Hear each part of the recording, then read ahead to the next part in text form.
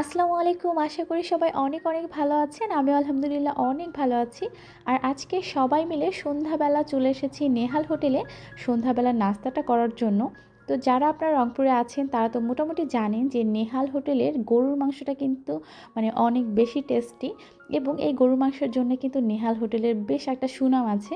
তো আমি প্রথমবার যখন নেহাল হোটেলে যাই তখন শুধুমাত্র এই গরুর মাংসটাই টেস্ট করার জন্য গিয়েছিলাম। আমার কাছে তো আলহামদুলিল্লাহ বেশ ভালো লেগেছিল, এবং সেই স্বাদ নিতে কিন্তু বেশ অনেকবারই যাওয়া হয়েছে নেহাল হোটেলে। আর সেই ভালো লাগার জায়গাটা থেকেই কিন্তু আজকে সন্ধ্যাবেলা চলে আসলাম এখানে নাস্তা করার জন্য।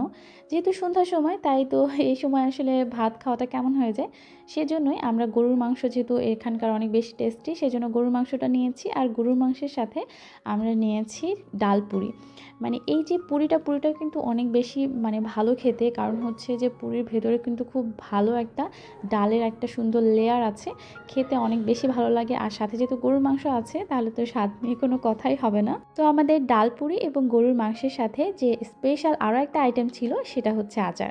আচারটাও কিন্তু বেশ ভালো লেগেছে, এবং আমার ননদের এতই বেশি পছন্দ হয়েছে, সে এক প্লেট শেষ করার পরে এখানে বলছিল যে আরও এক প্লেট দেওয়ার জন্য, সে এক্সট্রা পে করবে এটার জন্য।